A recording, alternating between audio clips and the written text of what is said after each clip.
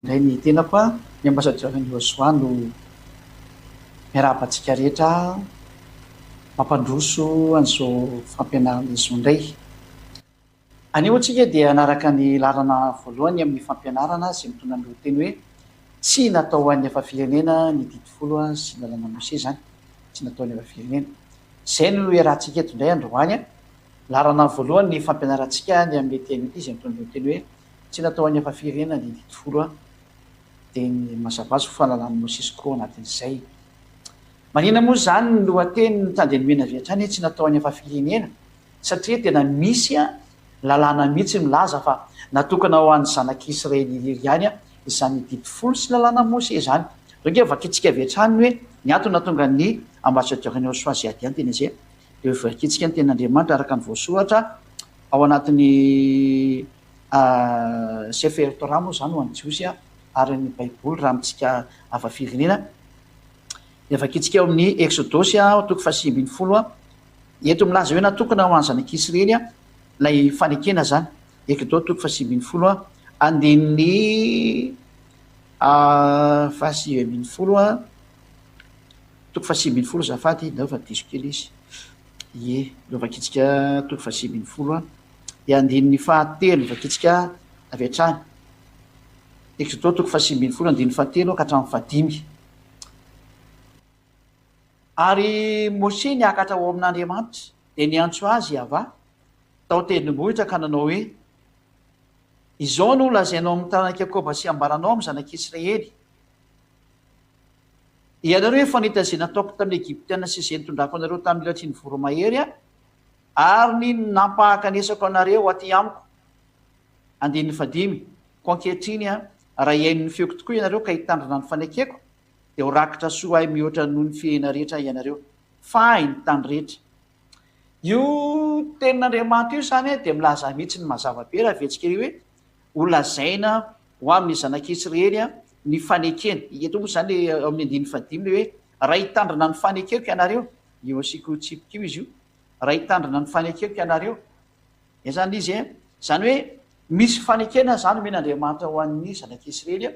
natokana ho anazy rery. Dia io fanekena io tsinona fa ny didifolo izy io raha vaketsika kely arikatra amin'ny andin'ny 13. Ary Mose niakatra ho amin'Andriamanitra dia niantso azy avà tao tendrombohitra ka nanao hoe izao no lazainao amin'ny tanàna Jakoba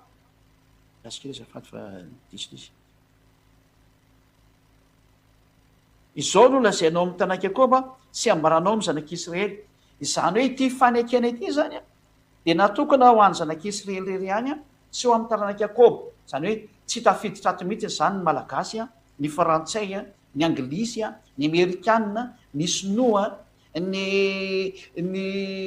ny afrikanina rehetrarehetra na ny japonais na iza n'iza, tsy misy tafiditra ao mihitsy fa natokana ho an'ny zanak'Israely irery ihany. Zay zany ny zatra voalaza araka ny soratra masina io. Dia tiako zany ny manidy aminareo zany hoe diso daholo zany nareo zay nitandrina ny didifolo sy lalàna Mose ho anareo malagasy na frantsay na anglisy, efa nandika lalàna nareo,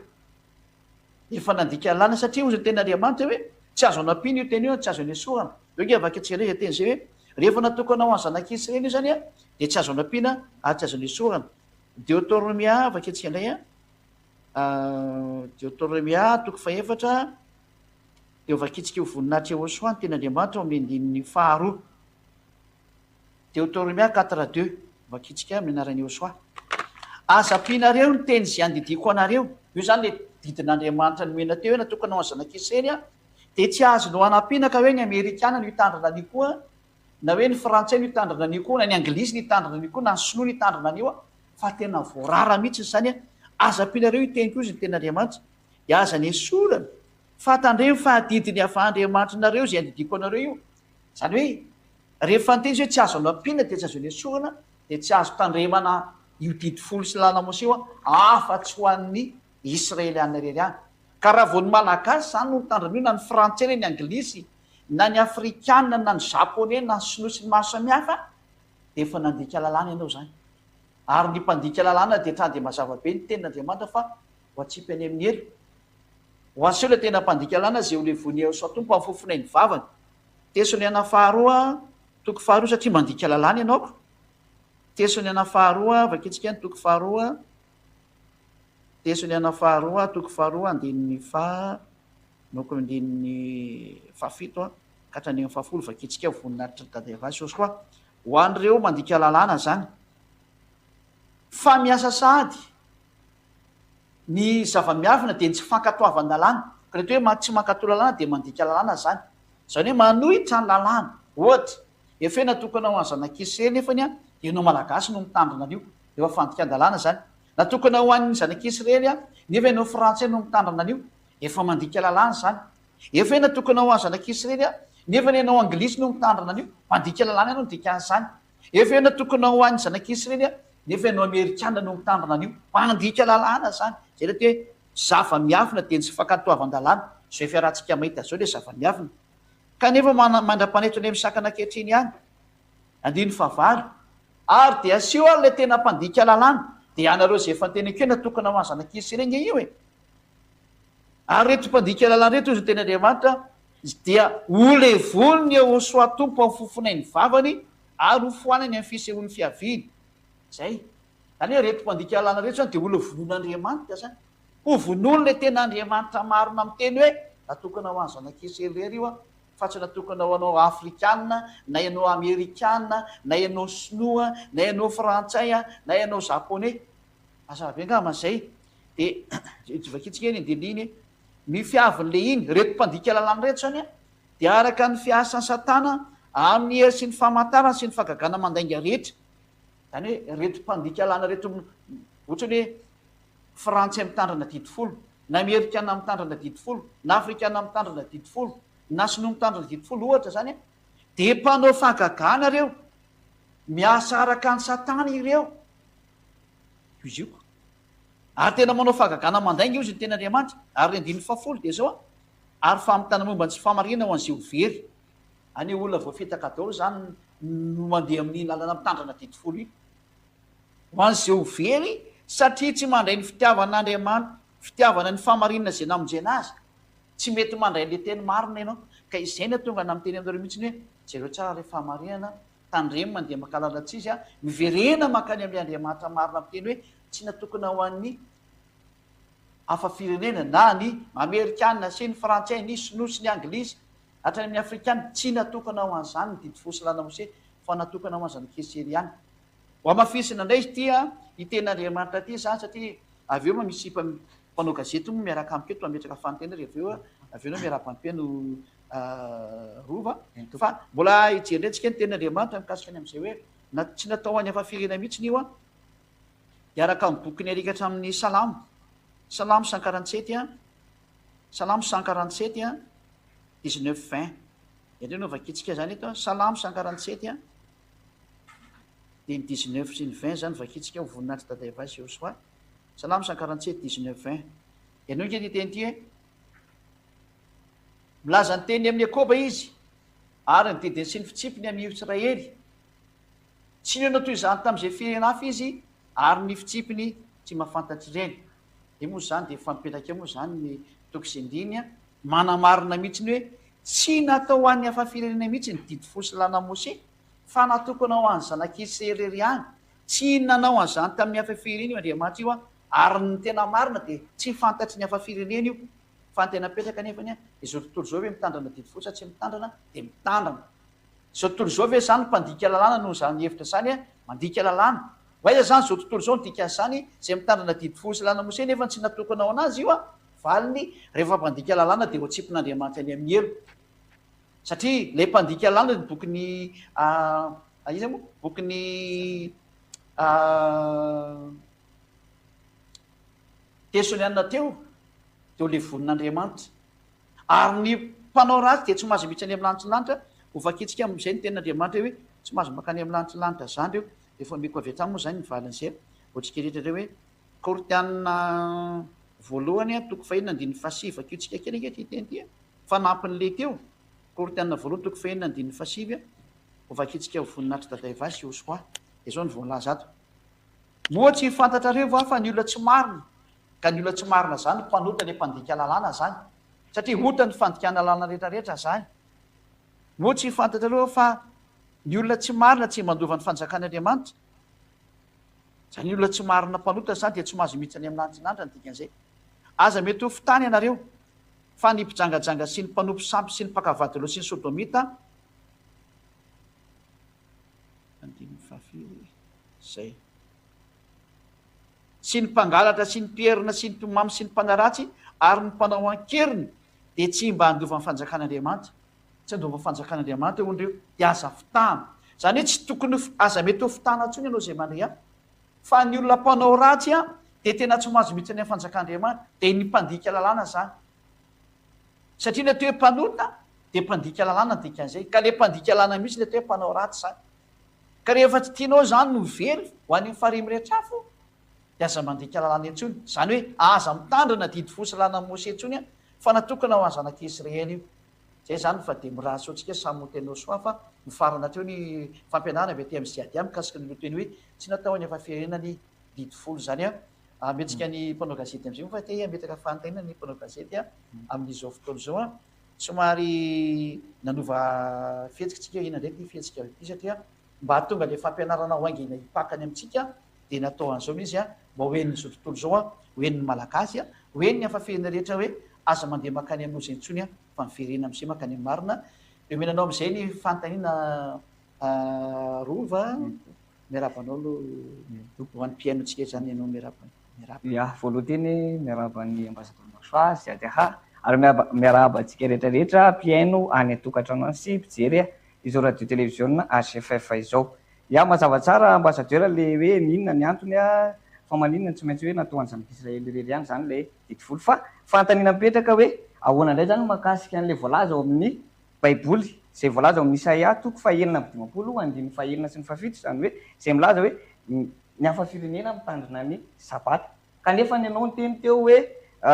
tsy natao an'ny hafa-firenena io didy fotsy ny lalàna Mose io. Manahoana indray makasika an'izay ambasador satria io tenin'Andriamanitra io indray dia tsotra be ny valiny misy hafa-firenena efa niaraka tamin'ny zanak'Israely dia mbola mafiso kely ny lalàna ary mikasika ny am'izay fa tsy maintsy ampiana kely le lalàna zany.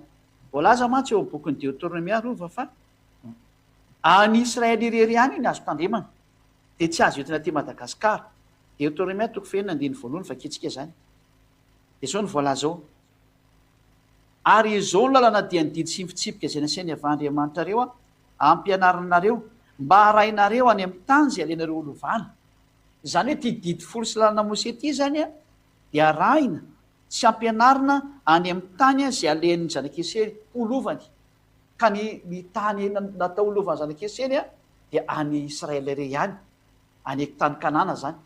Zany hoe tsy azo entina aty Madagasikara na ny France na ny Angleterre na ny Amerika na ny Chine tsy azo atao mihitsy ny mitondra an'io any. Dia io le tenin'Andriamanitra hoe tsy azo anampiana, tsy azo anesoana le Deutéronomia toko faefatra andiny faharoa teo. Zany dia tratra ny teny zany hoe tsy azo anampiny, tsy azo anesoana, zany hoe any Israely irery ihany izy zany no azo tandremana. Zay ny voalazany soratra masina. Vakitsika angety teny ty rova e aza ampianareo ny teny zay nidiko anareo ary aza anesoanareo fa tandremo ny didiny avandriamanitrinareo zay andidiko anareo. Tsy azo ampiana zany zay teny zay hoe ao Israely irery ihany iny azo tandremana ary tsy azo anesoana koa zay teny zay hoe ao Israely irery ihany iny azo tandremana. Zany hoe tsy azo entina ny Amerika, tsy azo entina ny Fransa ka hoe ho arahana sy ho tandremana any fa hatrany dia fandikan-dalàna ary ny mpandika lalàna dia ho levon'ny ao soatompo amin'ny fofona ilivavany.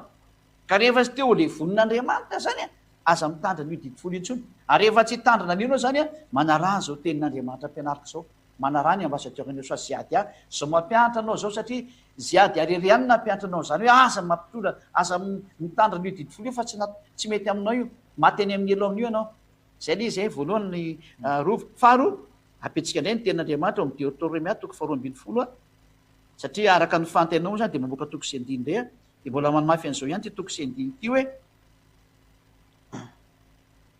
ary zao ny didy sy ny fitsipika ary zao ny didy sy mitsipika zay ho tandremanareo arahana ny amin'ny tany zay omeny avandriamanitra ny razanao anao mpolovana amin'ny andro rehetra iainanao eto ambonin'ny tany. Zay ny didy sy fitsipika io izy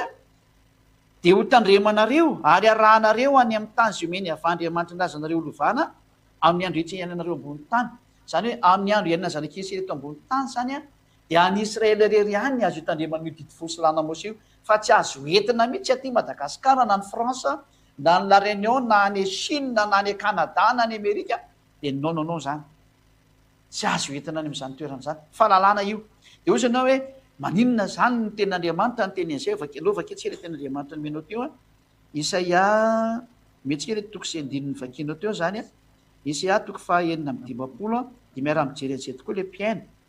dia andiny manoko andininy fahaenina hatramin'ny fafito eo zany dia zao tokoa ny vakiny ary ny hafa firenena zay efa manaiky ho any avà mba hanompo azy sy ho tiany anarany avà mba ho mpanompony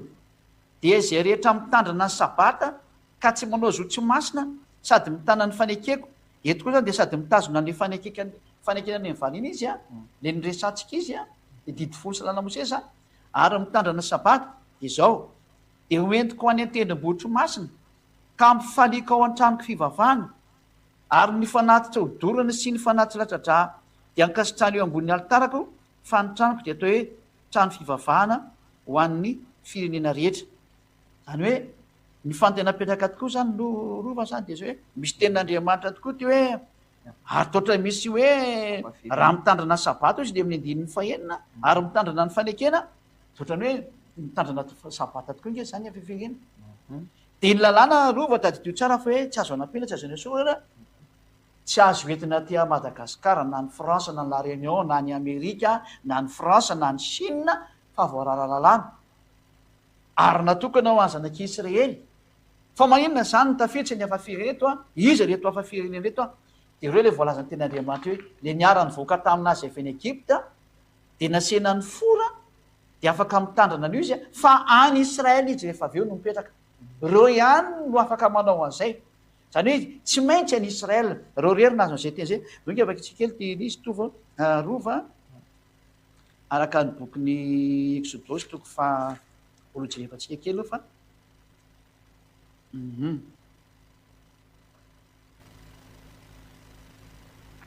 Exodosy toko faharoa ambin'ny folo vakitsika ao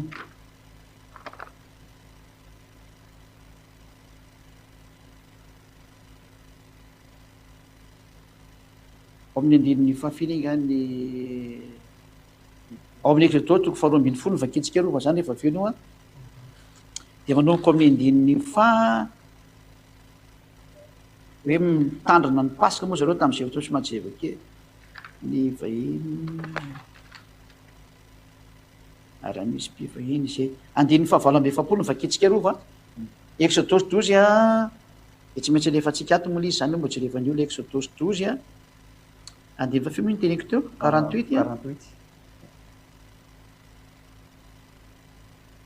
donc 48 a jusqu'à hatrany amin'ny amarantsika anazy ihany ity le nresana tamin'io Exodosy 12 48 ka hatrany amin'ny farany zany ary raha misy mivahiny eo aminao ka mba te hitandrina ny pasika ny ava ka le pasika moa efa lalanany zanak'Israely io dia aoko hoforanina ny lehilahy rehetra eo aminy vao manatony hitandrina izany ka ho taka ny tompo-tany ihany izy zany hoe le zareo vahiny araka tamin'ny zanak'Israely ihany a io ny tenenina io ka ho taka ny tompo-tany ihany izy fa ny tsy voafora rehetra kosa dia tsy mahazo mihena izany lalàna iray ihany na ho amin'ny tompo-tany sy ny vahiny izay mitoetra eo aminareo ka ireto vahiny reto zany a lay nitoera tao amin'ny zanak'Israely ray niarany voaka taminy tany Egypta zany eo afaka itsika indray zay teny zay hoe nivoaka somary gaga reo hoe atao misy mampiasa boky baiboly indraindray dia ka tsy maintsy mampiasa satria ao amin'ny andininy fafiro moa izy iny le misy an'le hoe misy vahiny araka taminy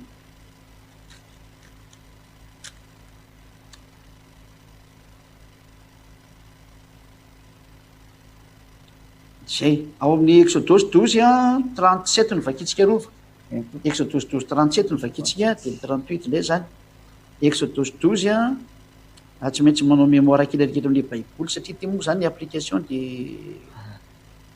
tsy dia ho ary fantatra le aninato zay Exodosy 12 37 ary ny 38 ary ny ainga atao Ramesesa ny zanak'Israely ka nakany Sokota dia lehilahy mahalilala na tokony enetsy afatsy ny zaza amam-behivavy ary nisy olona maro samy hafa firena koa niaraka niakatra taminy, ary ondry amanosy dia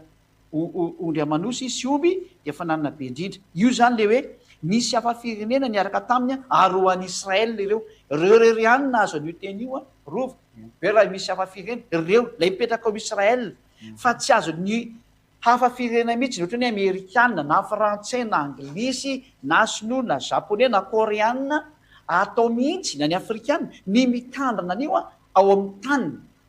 fa any Israel reriany no azo hitandremana io zay ny valin'izay fantenana zay rova. Tsy haiko na mahavatsy raha fantenao na tsy. Ya zany hoe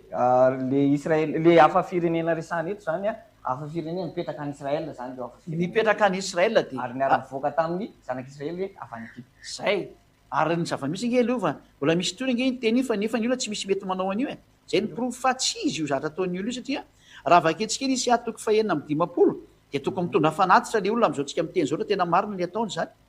Nefa tsika mahita tsara fa tsisy manao an'izany zao nge vaketsika le siasaka ny tsisy. Ary ny hafa firena zay faminaiko any ava mba hanompo azy sy ho tiany anarany ava mba ho mpanompony de zay rehetra mitandrina sabata ka tsy manao zotsy masina sady mitandrina fanekeko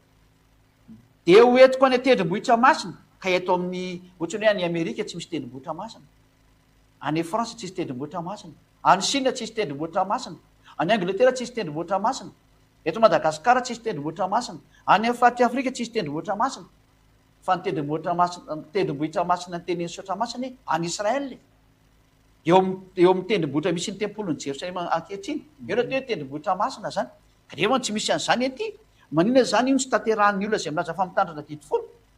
fa tokony makany Israel daholo nge dia mivavaka any isaky ny sabaty.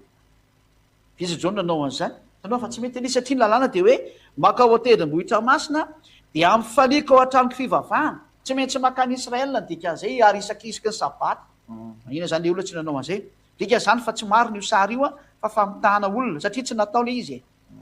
Ny fanatitra odorana sy ny fanatitra lafatra alatsatra dia nkasitrany eo ambonin'ny alitarako fa nitranoka toetra ny fivavahana. Aiza zany zay olona no manao fanatitra zao tsika miteny zao, tsy misy manao fanatitra tsony nge zao raha ny hafa firenena aiza misy hafa firenena namono omby dia namono ondry, ny manao an'izany zao dia ny mpanompo sampy sisany manao an'izany. Fa raha io zay milaza fa mivavaka ane ka mampiasa baiboly tsisy manao an'izany aiza zany io tenin'Andriamanitra io. Zany no profo fa mandika lalàna daholo. Ny ity teny ty raha tsy arahana manaprofo fa fandikan-dalàna zany, ary zay no profo fa tsy natao amin'ny hafa firenena io didy fosy lanamosy io zany hoe tsy natokana ho an'ny étranger.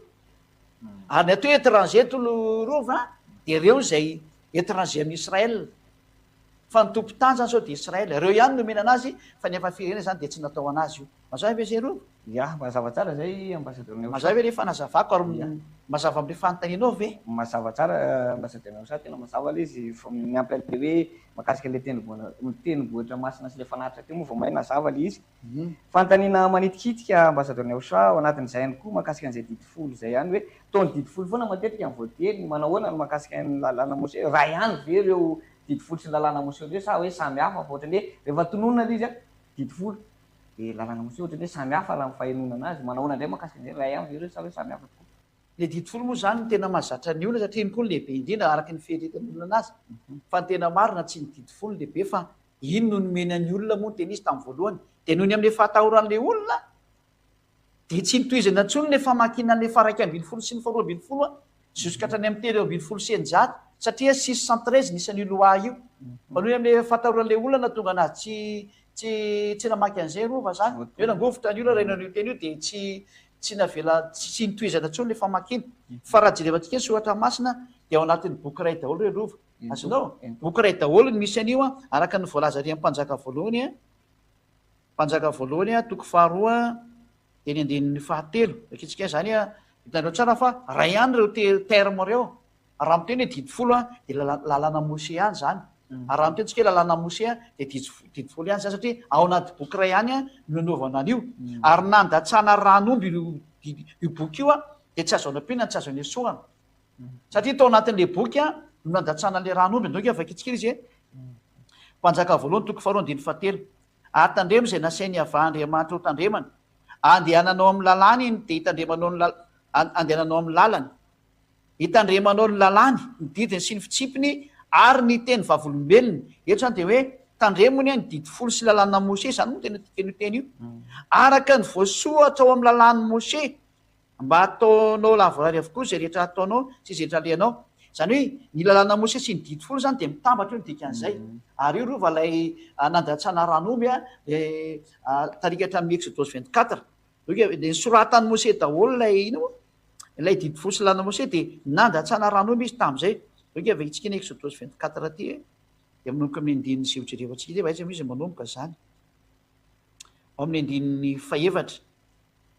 ao amin'ny andininy faevatra zany hoe rehefa ntantaran'le didy zany Andriamanitra Yahva tamin'ny Mose de nisoratan Mose daholo izy ary tao anatin'izany didy folo didy varaiky ambin'ny folo hatrany amin'ny didy sy voasoratra tao zany na 20 fa 30 ao daholo ary Mose nanoratra ny teny rehetra nataony Yahva de ny fomaraina koa ka nanorina altara teo ambodin'ny tendrombohitra sy tsangambato 20 araka ny firenen'ny Israely 20 ary ny zatovo io zany izy hoe nisoratany daholo ny ina moa ny soratra rehetra zay ny teny rehetra zay nataony Yahva de nisoratany Mose daholo any ao anatin'ity boky ity boky misy soratany io ao anatin'io boky io daholo zany lalàna Mose sy ny didy folo ao anatin'io daholo zany de ny teny vavolombelona moa lety hoe didy folo zany dia ny fomaraina koa ka nanolo tendrombohitra teo ambodin'ny tendrombohitra sy tsangambato 20 araka ny fireny tena ary Mose nanoratra ny teny rehetra nataony Yahva de ny fomaraina koa ka nanorina altara teo ambodin'ny tendrombohitra sy tsangambato 20 araka ny fireny Israely 20 ary ny zatovo tamin'ny zanak'Israely ny rahiny de nitondra fanatitra dorany ireo ka namony vatotrombo-lato fanatim-pihavana ho any Yahva de nalainy Mose ny antsasaky ny raha ka nataony tao anaty lovia ary ny antsasaky ny raha kosa natompony teo amin'ny altara dia naka ny boky ny fanekena izy ka namaky teny teo anatrehan'ny olona ary hoy ny olona zay rehetra no lazainy Yahva de ataonay sy okenay de nalainy Mose ny raha ka natompony tamin'ny olona de hoy izy ino ny raha ny fanekena zay nataony Yahva taminareo tamin'izany teny rehetra zany any hoe naka raha zany Mose tamin'le ombony teo de nafafafiny tamin'ny olona le raha de avy eo ny raha iny le boky nysoratana satria le boky io soratana io de zay le hoe nalainy Mose ny raha ka natompony tamin'ny olona de ino izy ny amin'ny rahany zay fanekena nataony Yahva taminareo zay de ery ambondria aiza moa le teo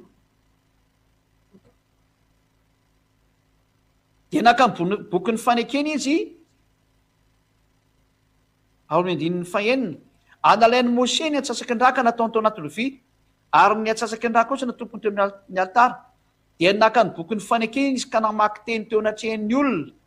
de nivakiny zany le boky zany le misy an'le didy fosy lalàna Mose de hoy ny olona zay rehetra no lazainy Yahva zany hoe zay lazainy Yahva tao anatin'io boky io zany ka nisoratany Mose de ho ataony avokoa de ho ekenay de nalainy Mose ary ny raha ka natompony tamin'ny olona de hoy izy hoe ino ny raha ny fanekena zay nataony Yahva tanjony amin'izany teny rehetra zany hoe lay fanekena zany ny voasoratra teo de nanova natsipony olony natsipony nafafy ny Yehosoa tamin'ny olona am'izay zany ny raha ho mariky Mose tamin'ny olona ny raha ho mariky ny hoe vita le fanekena io ny teny de manao fanekena nareo de zay ny dikan'iny raha nafafy iny zany fanekena fa manaiky an'io teny io ao anatin'io boky io ny zanak'Israely de manaiky an'io koa Andriamanitra ny hoe fifanarana ny fanaovana zany de zay le hoe le voasoratra tao anatin'io boky io zany zay nandatsahana raha tamin'ny olona ho mariky ny fifanekany fanaovana dia ny didy folo sy lalàna Mose satria ny araha soratana tao anatin'io boky io fa tsy azo sarana zany ny didy folo amin'ny lalàna Mose ary tsy azo sarana amin'ny lalàna Mose koa ny didy folo fa boky ray ihany misy an'io porofon'izany ao amaritsika farany ny mpanjaka fafilo izy ny mpanjaka faharoa toko faharoa amby roapolo mpanjaka faharoa toko faharoa amby roapolo de andininy fafilo moa izy iny ohatra rehefa kely mpanjaka faharoa tsy da titiko izy teo toko faharoa amby roapolo de andininy faraiky ambin'ny folo aloha tsy maintsy repéry atsika tsara satria any amin'ny baiboly izy ny malaky fa de mo application de tsy maintsy mamerina kely foana tsika mijery ary rehefa reny mpanjaka ny teny tao amin'ny boky ny lalàna de nandritra ny fitafiana izy eto zany rova dia zany hoe nisy resaka boky ny lalàna zany io le sorata Mose de iny no anatin'io boky ny lalàna io de amin'ny andininy fafilo eny jerevantsika mpanjaka faharoa toko fahatelo amby roapolo zany hoe no vakitsika mpanjaka faharoa ao toko fahatelo amby roapolo eny vakitsika de amin'ny andininy eo lolokely eo andininy firy zany lovakitsy hatrany amin'ny andiny voalohany ary nanyrany mpanjaka ka dia vory tany amin'ny olona tany amin'ny olony joda ka dia vory tany aminy ny olony joda Jerosalema rehetra dia niakatra ao an-tranony avary ny mpanjaka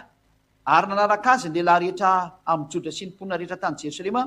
mba ny mpisorona sy ny mpaminany ary ny vahoaka rehetra na nykeliny na lehibe atsika ary novakiny teo anatreny ary ny teny rehetra tamin'ny boky ny fanekena izay hita tao amin'ny tranony ava ty zany hoe misy ty boky ny fanekena araka ny voalaza eto zany araka ny izay voalaza manoko andininy voalohany teo zay ka hatramin'ny faharoa dia ny fahatelo ary ny mpanjaka nitsangana teo amin'ny fitoeran'andriana dia nanao fanekena teo anatreny ava hanaraka azy amin'inony sy tandrina ny lalàny sy ny teny vavolombelony ary ny didiny amin'ny fony rehetra sy ny fanany rehetra akato ny tenyny fanekena sy izay voasoratra ankato ny teny rehetra sy izay voasoratra anatin'izany boky zany zany hoe eto zany rova dia mazava-be mihitsiny fa ilay voasoratra anatin'ny boky zany anatin'ny fahatelo dia ny didy folo sy lalana Mose zao nge vatsika ny andiny fahatelo ary ny mpanjaka nitsangana teo amin'ny fitoeran'andriana dia nanao fanekena teo anatreny ava sy naraka azy sy tandrina ny lalàny sy ny teny vavolombelona io le didy folo ary ny didiny dia le lalàna Mose amin'ny fony rehetra sy ny fanany rehetra hankato ny tenyny fanekena sy izay voasoratra ao amin'izany boky zany zay zany hoe ao anatin'ny boky io zany a dia lalàna Mose sy ny didy folo na hoe ny didy folo sy lalàna Mose anankiray ihany zany niaraka nandatsahana raha io dia tsy azo sarahana fa iray raha vao ny tena hoe didy folo dia manaraka lalàna Mose 613 nisan'le loi ary ao miteny hoe lalàna Mose dia manaraka ny koa zay ny didy folo 613 nisan'ny loi no zany zany a tsy azo sarahana ny didy folo sy lalàna Mose mazava zay ho antsika anao mpanao gazety anao sy ho an'le olona miaino rehetra ia mazava hoe zay teny zay mazava tsara zay ambasador Nesoi zany hoe tsy misaraka zany reo fa raha ihany reo a tambatra ao anatina fanekena anankiray ny didy folo sy ny lalàna Mose fa noho natonga anazy folo zany boky anankiray fa noho natonga anazy ary ny boky iny mihitsy nandatsahana raha miaraka amin'le vahoaka le boky iny mihitsy nandatsahana raha dia mitambatra ao a ny didy folo sy lalàna Mose fa natonga le izy lasa nisy hoe didy folo fotsiny no nitahotra ilay zanak'Israely tamin'ny fanononan'Andriamanitra anazy dia tsy zaka ilay zanak'Israely izy dia tsy nitohitry no faraka zay mihitsy leloka mavakitsika zay rova eny toko hoe dia natahotra ny zanak'Israely dia tsy nety nitohizana intsony le teny ao amin'ny boky ny Exodosy toko faharoapolo mantsy teny hitantsika an'izay teny zay leoka ma tena somary vakina kely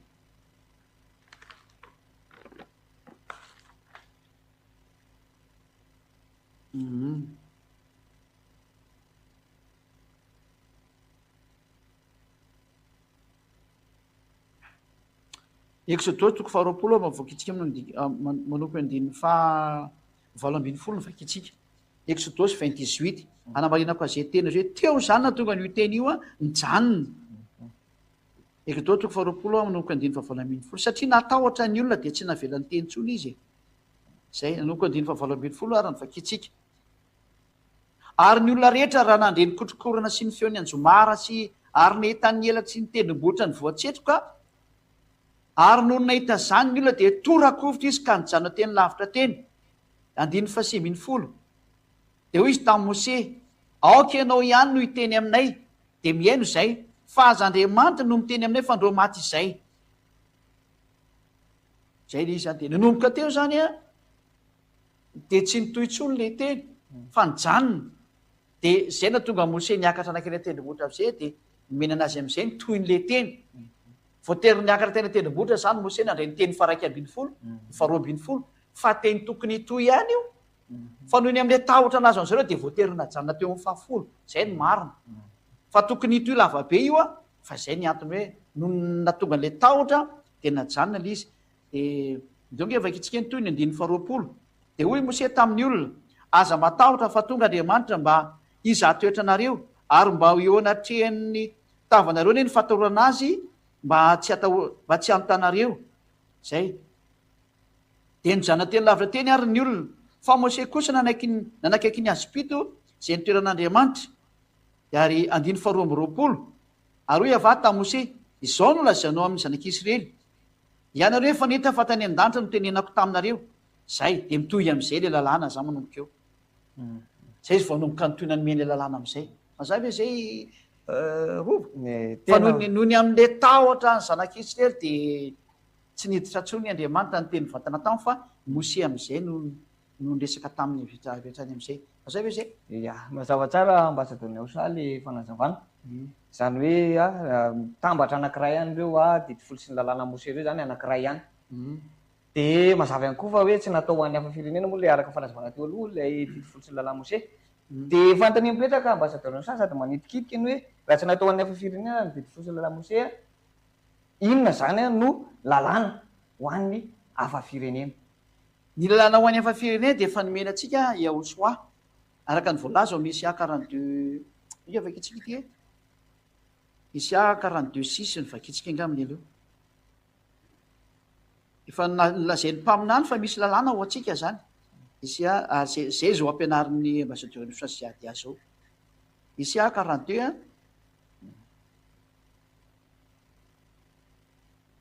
ao amin'ny andininy fahenina izao iavay efa niantso anao tamin'ny famarihana sy ny tantana ny tananao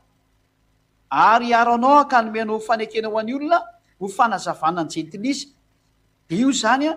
de ao andiny fafito ampahiratra ny masony jamba ary amoaka ny mpifatitra hialo ao an-trano maizina ary zay mipetraka ao anatin'ny maizina ao amin'ny maizina hialo ao an-trano famatorana any eto zany de misy mpamonjy ho avy zany tika zay ary izy ny anome izy lasa ho fanekena ho an'ny olona araka ny voalaza ary ho fanazavana ny jentilisa raha vaketsika tsara eto hoe hiaranao ka hitatana anao iantso anao tamin'ny famarihana sy izao iavay efa niantso anao tamin'ny famarihana ary ny tantana ny tananao ka hiaro anao ka nomenao fanekena ho an'ny olona ho fanazavana ny jentilisa de zany le sary ho lasa tonga zany ny fanazavana ny jentilisa ary io le voalaza ny ten'Andriamanitra nikatra misy 42 hoe misy olona io tonga hitondra an'io ary io zao ampianariko zao isy 42 ary ny 4 rehefa avy eo indro ny mpanompo zay tantanako lay voafidiko tsy atsitraky ny foko napetraka to aminy fanako hamoaka fitsipika ho any jentilisa izy misy fitsipika ho rehefa any amin'ny jentilisa zany ary voalaza ao amin'ny andininy faevatra fa any amin'ny nosy ny voan'io lalàna io andiny faevatra tsy ho reraka nao kivy izy mandra-panoro ny rariny amin'ny tany ary ny nosy andry ny lalàna zany hoe any amin'ny nosy ny azahonan'io lalàna io de zao lalàna hitanareo zao io lalàna io nampianariny ambasadorny Aosa anareo zay aty ary zay nanaraka an'io lalàna io atandiavaka amin'ny fahotana ary tsy nanota intsony io lalàna io natao hoe lalàna ny Yahosoa le fanekena vaovao aosika riva amaky an'le teny atritsika nahita to hoe fanekena de vakitsitsika am'izay hoe ty le fanekena vaovao ty raha vakitsika ao amin'ny bokyny Jaona 12 Jaona 12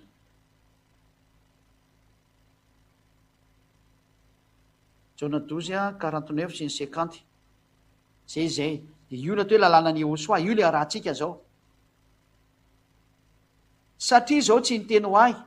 fa nyraizana niraka izy no nandidy azy eo lazaiko tsy hotoriko zany hoe misy didy zany avy any am'ray hotoriny Yahosoa ro ambarany Yahosoa ary fantatra izy fa fiainana manak'izay ny didiny zany hoe ty teny nomeny dade Iava ty zany de didy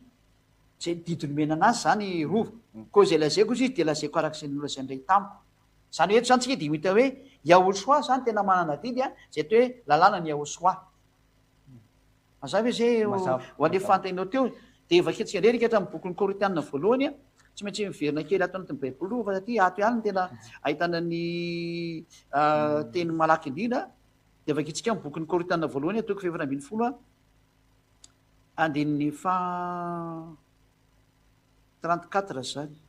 de misy teo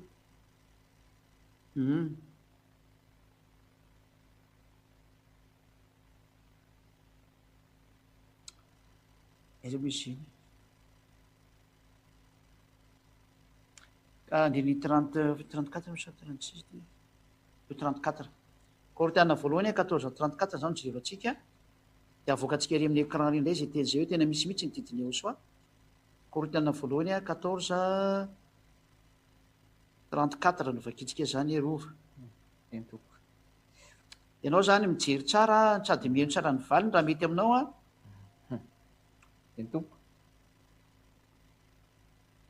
izy misy didiny tompo zany teneniko zany izy misy tadidin'ovy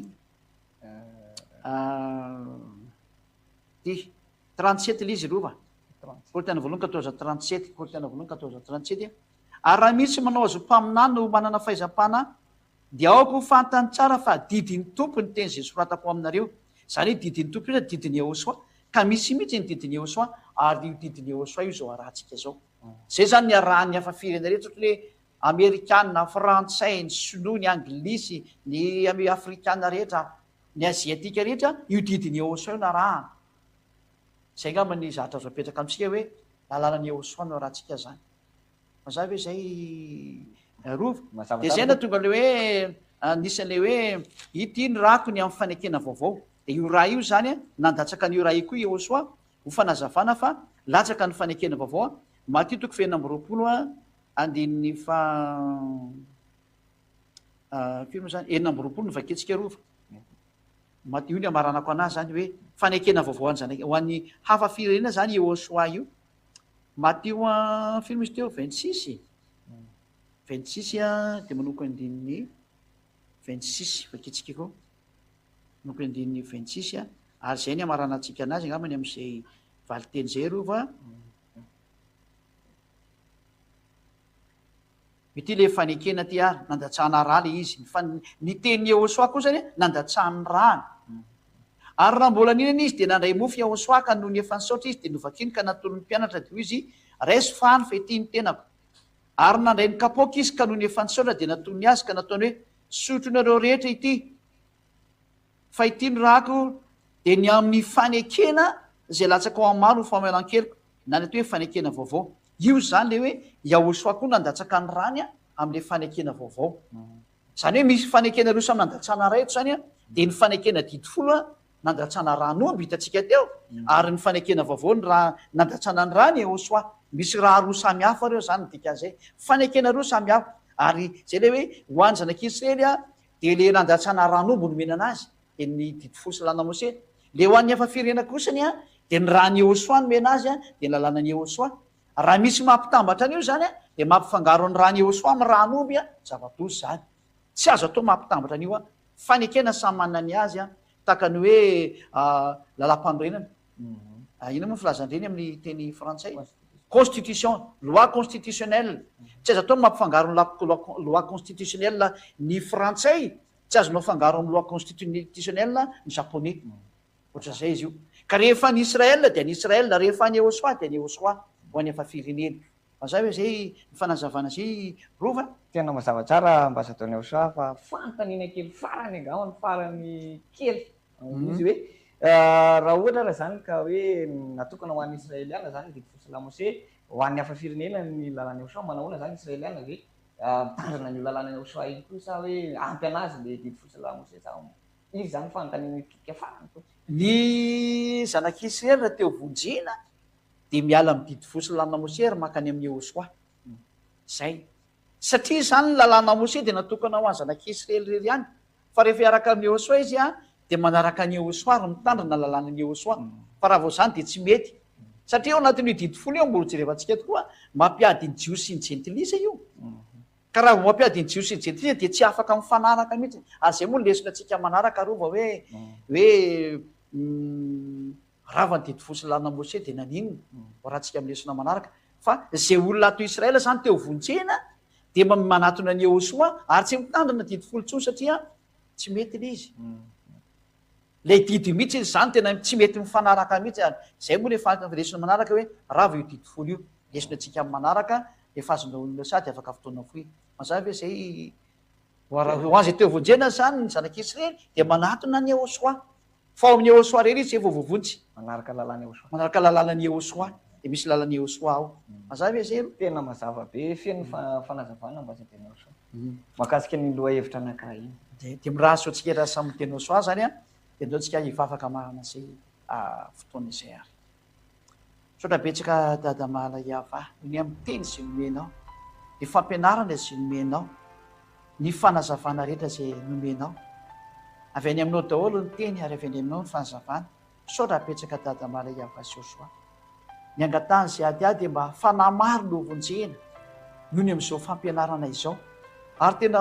tonga ny fiainana mandrakizay zay tra maniry noho ny amin'ny fampianaranao. Atao vitan'izay voalahatra rehetra ny tenin'izay adiady rehefa atao vitan'izay voalahatra ny fiainana mandrakizay izao fampianarana tsara sady marina ary tena fiainana mandrakizay izao. Onjeo ny olona fefa migadona ny farany fa kely sisa. Aminaranao Jehosoa anaovana ny vavaka sy ny tendretra. Saotra betsaka Jehosoa malala. Halleluia. Amen. Dia izay raha ny namarantsika ny fotoana fa dia miraso antsika samy tenao soa ho amin'ny fampianarana manaraka indray dia no matao hoe aza.